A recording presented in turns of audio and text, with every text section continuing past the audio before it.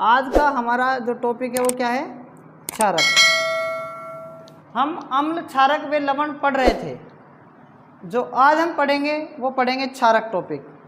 ठीक है, बहुत बच्चों को इसमें कन्फ्यूजन रहती है क्षारक में कि क्षारक क्या होता है और क्षार क्या होता है। ये सबसे महत्वपूर्ण टॉपिक है। ठीक है, जो एग्ज़ाम में इसमें से प्रश्न भी आते हैं। तो सबसे पहले हम क्षारक की बात करेंगे। किसकी बात करेंगे? क्षारक की। तो देखो क्षारक क्या होगा। क्षारक को इंग्लिश में बोला जाता है बेस। क्या बोला जाता है? बेस। ठीक है, क्षार वे पदार्थ होते हैं, क्षार वे पदार्थ होते हैं जो किस में घुलकर? जल में घुलकर। किस में घुलकर? जल में घुलकर OH माइनस आयन देते हैं। OH माइनस आयन देते हैं। उन्हें हम क्या कहते हैं बताओ? उन्हें हम क्षारक कहते हैं। क्या कहते हैं? क्षारक कहते हैं। क्षार की खासियत क्या है? क्षार स्वाद में क्या होते हैं? क्षार स्वाद में क्या होते हैं? कड़वे होते हैं। क्या होते हैं? कड़वे होते हैं।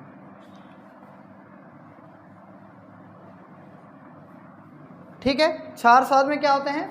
कड़वे होते हैं। फिर दूसरी बात क्या है? क्षार किसको? लाल लिटमस पत्र को। किसको? लाल लिटमस पत्र को क्या कर देते हैं? नीला कर देते हैं। नीला कर देते हैं। मैंने आपको पहले भी बताया है कि जो नीला लिटमस पत्र है या लिटमस पत्र है ये क्या होता है। मैं आपको फिर से बता रहा हूँ। जो लिटमस पत्र होता है ये एक पेपर होता है। क्या होता है? एक लिटमस पेपर होता है। पेपर को पत्र भी बोलते हैं। ये किस पेपर से, किस पेड़ वृक्ष से प्राप्त किया जाता है? लाइकेन।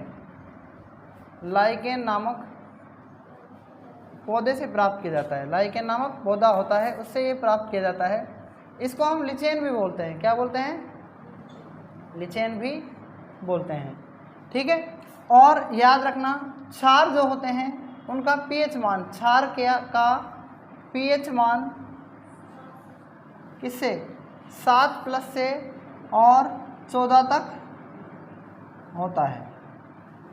7+। एक बात याद रखना, केवल 7 नहीं, 7+। अगर केवल 7 रहेगा तो उदासीन हो जाएगा। और हम बात कर लेते हैं क्षार की, क्षारक की। किसकी बात कर लेते हैं? हम क्षारक पढ़ रहे हैं। क्या पढ़ रहे हैं? क्षारक। तो जो क्षारक हैं वो क्या है, इनमें थोड़ा सा फर्क हो सकता है। जो क्षारक हैं ये कई बार डेफिनेशन अलग पूछी जाती है। ठीक है, तो ये आपका जो क्षारक है वो क्या है? देखो, क्षारक वे पदार्थ हैं जो जल में घुलकर क्या करते हैं? OH minus ion. इसको बोलेंगे OH माइनस को हाइड्रोक्सी आयन भी कहते हैं। क्या कहते हैं? तो एक बात आपको यहाँ समझनी है कि जो क्षारक है, ठीक है, उसको आप दूसरे शब्दों में भस्म कह सकते हैं। क्या कह सकते हैं? भस्म। आगे बात समझ में नहीं आई?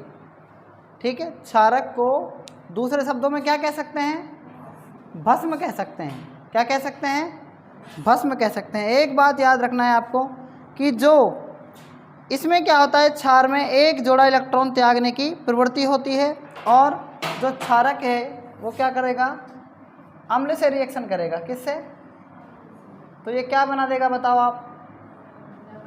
ये लवण प्लस में क्या बना देता है? लवण प्लस में जल बनाता है। क्या बनाता है? लवण प्लस में जल बनाता है। क्षारक किससे बताओ? अम्ल से प्रतिक्रिया करके क्या करता है? लवण और किसका? जल का निर्माण करता है। एक बात याद रखना है आपको, ठीक है, यह लाल लिटमस पत्र को नीला और मिथाइल ऑरेंज को क्या करता है? अगर आपसे पूछे कि मिथाइल ऑरेंज को क्या करता है? किसको? मिथाइल ऑरेंज को क्या करता है बताओ? ऑरेंज को क्या करता है? ऑरेंज का मतलब क्या है? संतरा रंग। मतलब क्या कर देता है? पीला। आपको याद रखना है क्षारक लाल लिटमस पत्र को क्या कर देता है? नीला, लेकिन क्षार मिथाइल ऑरेंज को क्या करता है, हमेशा याद रखना है, ये भी एक क्षारक का ही गुण होता है। ठीक है, अब आगे क्या है, एक बात आपको याद रखनी है, क्षारक का जो पीएच मान होता है वो 7 से क्या होता है, अधिक होता है। क्या होता है, 7 से अधिक होता है। ठीक है, अब आगे क्या है, वैसे क्षारक जो जल में घुलनशील होते हैं वो क्या कहलाते हैं बताओ। अब हम बात करेंगे क्षार की, किसकी बात करेंगे, क्षार की, जिसको अपन बोलते हैं इंग्लिश में एल्कली। क्या बोलते हैं, एल्कली, ये होता है क्षार। वैसे पदार्थ, वैसे पदार्थ जो जल में क्या होते हैं, जल में घुलनशील क्या होते हैं,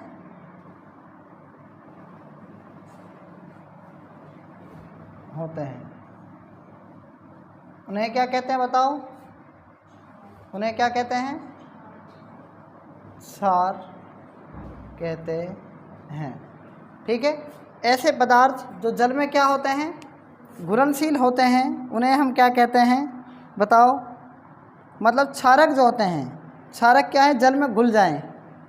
कौन, क्षारक, आप लिख सकते हैं यहाँ पर क्षारक। ठीक है, क्षारक जो जल में घुल जाएं, क्या घुल जाएं, जो जल में घुलनशील होते हैं उन्हें हम क्या कहते हैं बताओ, उन्हें हम क्षार कहते हैं। बात आ रही समझ में। ठीक है, आपको समझ में आ ही गया होगा, यहाँ तक नोट कर लो यहाँ तक आप। अब आगे देखना, ये जो क्षार लिखा मैंने, क्या लिखा, क्षार लिखा। ठीक है, यहाँ आगे क्या है, क्षारक है। क्षारक को क्या बोल रहे हैं भस्म बोल रहे हैं। तो क्षार में 2 शब्द हैं कि 2 नंबर है ना, मतलब 2 इसमें अक्षर हैं। इसमें कितने हैं, 3 है, 1 2 और 3। भाई 2 में 3 में 2 आ रहा है कि नहीं आ रहा बताओ, 3 में 2 आ रहा है ना। कौन, देखो 1 2 और ये 3, कौन से 2 आ रहे हैं, नहीं पता ना। तो मतलब जो क्षार है, सभी क्षार, तो नोट में क्या लिखना है आपको, सभी क्षार क्या होते हैं, क्षारक होते हैं। क्या होते हैं, क्षारक होते हैं। ठीक है, लेकिन सभी क्षारक क्या नहीं होते, सभी क्षारक क्षार नहीं होते। बात आ रही समझ में। सभी क्षार क्षारक होते हैं, सभी क्षारक क्षार नहीं होते। एक बात और याद रखना, जो क्षारक जल में घुलनशील होते हैं उन्हें क्या कहते हैं, क्षार। तो इसकी दूसरी डेफिनेशन क्या बनेगी, अथवा जल में एक घुलनशील, जल में एक घुलनशील,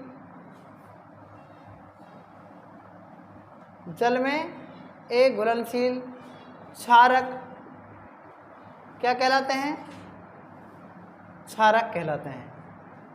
क्या कहलाते हैं, याद रखना है, जल में एक घुलनशील मतलब जो जल में ये नहीं, जो क्षारक जल में नहीं घुल सकते उन्हें क्या कहते हैं, क्षारक। और जल में जो क्षारक घुल जाएं उन्हें क्या कहते हैं, क्षार कहते हैं।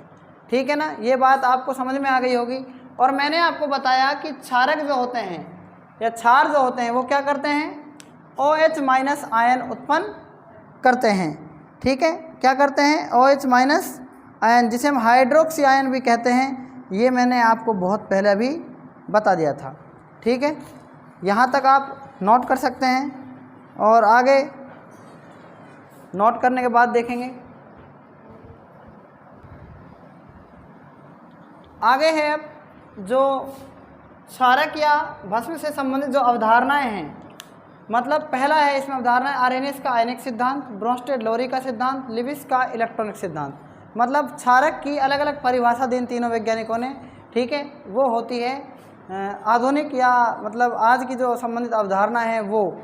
तो इसमें क्या है, भस्म में क्षारक क्या होता है, मैंने आपको बताया कि जो OH आयन देता है, OH, ये OH आयन जो दे रहा है ये क्या है, ये बना कैसे, ये कैसे बना बताओ, ये सोडियम हाइड्रोक्साइड कैसे बना, इसको बोलते हैं सोडियम हाइड्रोक्साइड।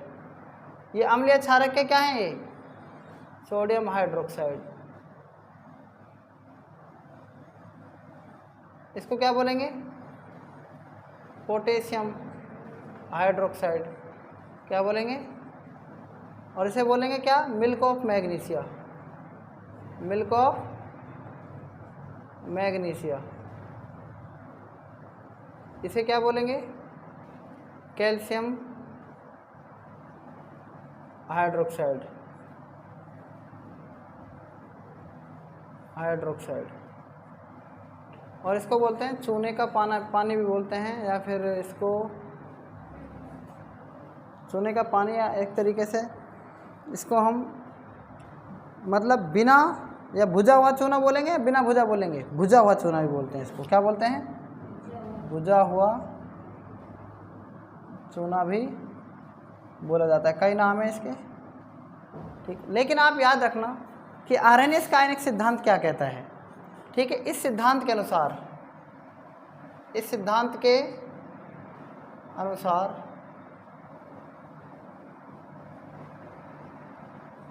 अनुसार क्षारक जल में घुलकर, किस में घुलकर, जल में घुलकर क्या करते हैं, OH माइनस आयन देते हैं, ठीक है। कैसे, जैसे मैंने लिखा, मैंने एक एग्जाम्पल ले लिया इसमें से, वो एग्जाम्पल है NaOH, क्या है, NaOH। अगर आपने इसमें लिखा जल, क्या लिख दिया, जल लिख दिया, मतलब क्या है, समझ में आ रहा है ना। सोडियम हाइड्रोक्साइड क्या है, ये एक क्षारक का उदाहरण है, किसका उदाहरण है, क्षारक का उदाहरण है, और ये क्षारक हमने डाल दिया जल के अंदर, तो क्या होगा, इससे क्या बनेगा, इसका मतलब होता है, क्या होता है इसका मतलब, ये रिएक्शन इधर भी होगी और इधर भी हो सकती है। तो जो ये सोडियम है यहाँ पर, क्या है, सोडियम, मैंने क्या बताया कि OH माइनस आयन उत्पन्न करते हैं, OH माइनस आयन, तो ये Na, ठीक है, ये Na बचा कि नहीं बचा बताओ, मैंने लिख दिया Na, ठीक है, Na यहाँ आ गया, ठीक है, और लिख दिया मैंने इसमें OH माइनस लिख दिया, तो Na जो है इस पे आयन क्या होगा, पॉजिटिव होगा कि नहीं होगा बताओ। और Na पर पॉजिटिव क्यों होगा, क्योंकि हमने इसमें आवर्त सारणी में देखा है Na सोडियम है, और सोडियम धातु होती है, धातु पर कौन सा आयन होता है बताओ, पॉजिटिव होता है कि नहीं होता, होता है ना।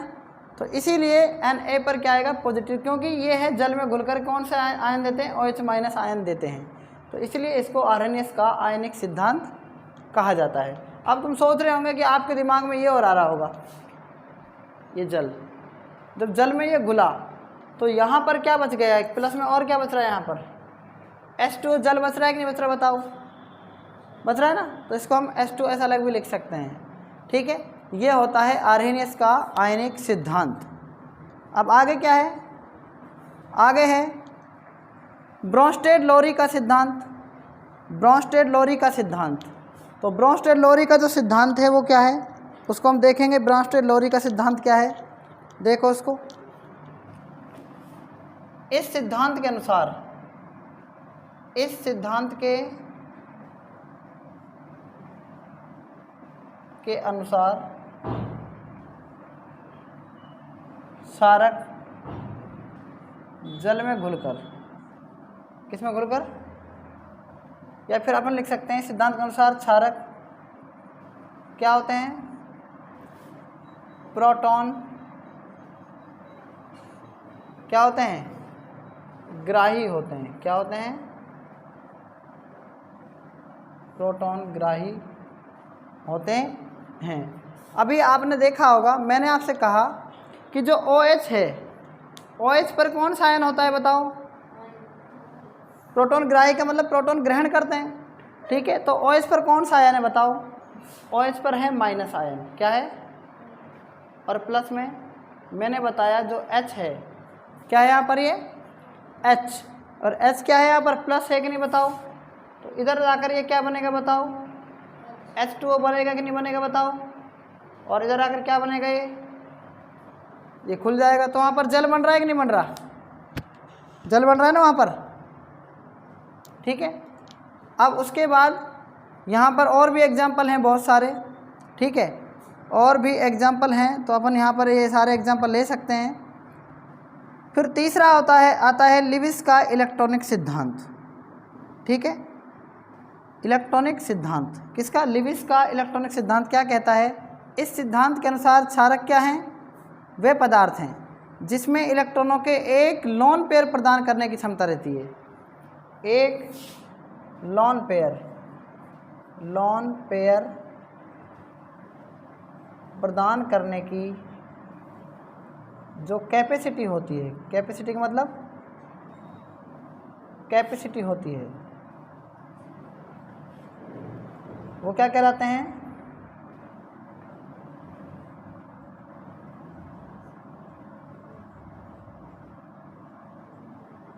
जो एक लोन पेयर इलेक्ट्रॉन प्रदान करने की क्या करता है? एक लोन पेयर, ठीक है, एक लोन पेयर मतलब इलेक्ट्रॉनों का एक लोन पेयर, किसका? इलेक्ट्रॉनों का, जो इलेक्ट्रॉनों का एक लोन पेयर प्रदान करने की कैपेसिटी रखता है या होती है, उसे क्या कहते हैं? ठीक है, जैसे हाइड्रोनियम आयन का बनना, जैसे हाइड्रोनियम आयन का बनना, जो यहाँ पर H2O है वो क्या है? लिविस भस्म है या लिविस क्षारक है। मैं आपको इसको समझा सकता हूँ कि कैसे। लिविस का इलेक्ट्रॉनिक सिद्धांत, उसमें क्या था? यहाँ पर तो है प्रदान करने की क्षमता, मतलब देने की क्षमता, वहाँ पर क्या था? वहाँ पर क्या था? ग्रहण करने की, क्या है? अम्ल में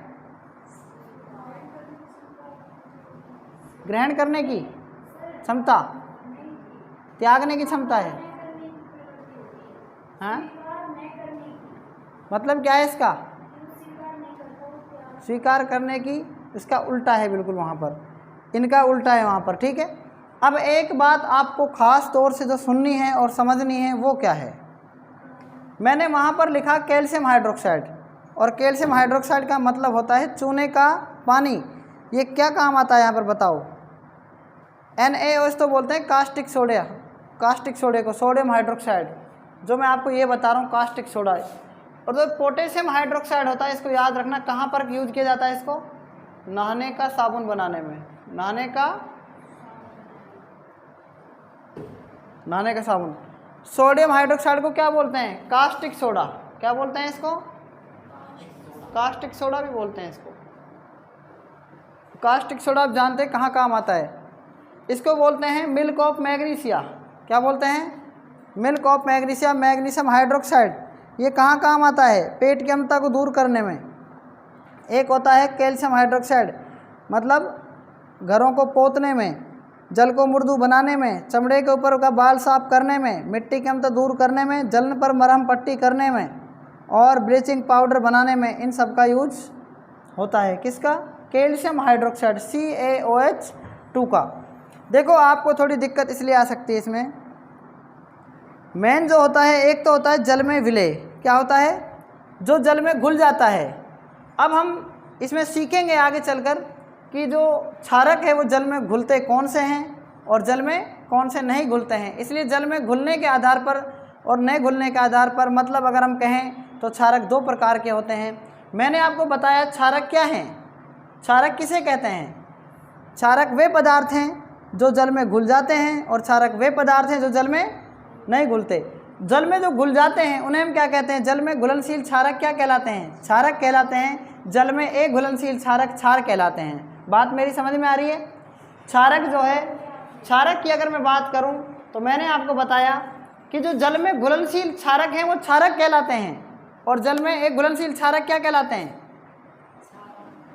यही बताया ना? क्या बताया मैंने? जल में घुलनशील क्षारक क्या कहलाते हैं? क्षार कहलाते हैं, सॉरी क्षार कहलाते हैं, और जल में एक घुलनशील क्षारक क्षारक कहलाते हैं। ठीक है, मैंने उल्टा बोल दिया था, तो ध्यान से देखना। जल में जो एक घुलनशील क्षारक हैं वो क्या कहलाते हैं, और जल में जो घुलनशील क्षारक हैं वो क्या कहलाते हैं? ठीक है, तो याद रखेंगे कैसे? मतलब मैं क्षारक की बात करूंगा। क्षारक दो प्रकार के हैं। कितने प्रकार के हैं? एक होता है जल में विलय, विलय का मतलब घुल जाना, और दूसरा होता है जल में ए विलेय। ठीक है ना। तो इतना आप नोट कर लो अगर आपने नोट नहीं किया तो।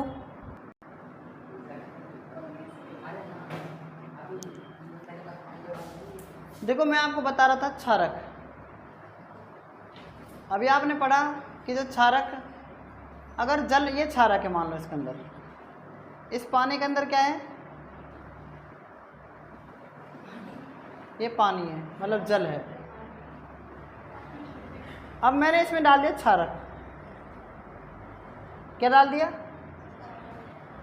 तो आप बताओ, अगर ये जल में घुल जाएंगे, जल में ये क्या है, मैंने क्षारक डाल दिया इसमें। ठीक है। तो जल में घुलनशील क्षारक क्या कहलाते हैं?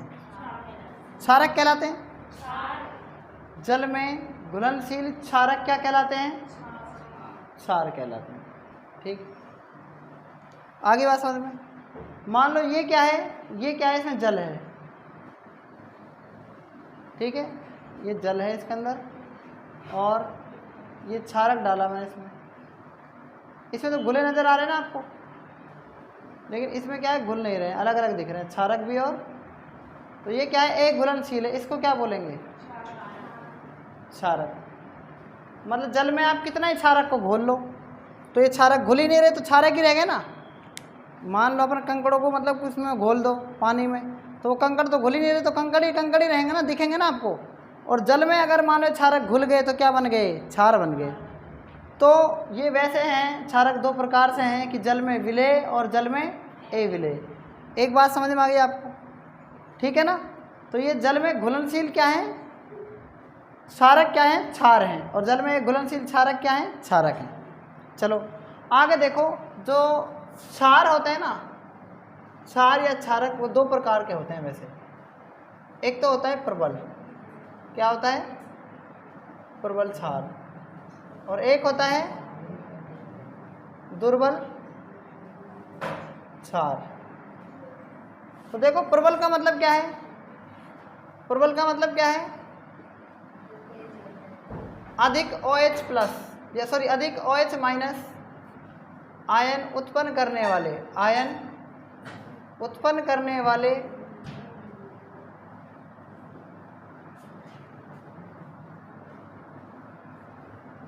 क्या कहलाते हैं? क्षार कहलाते हैं। और कम OH माइनस आयन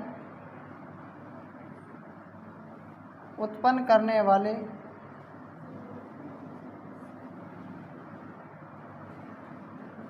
क्या कहलाते हैं?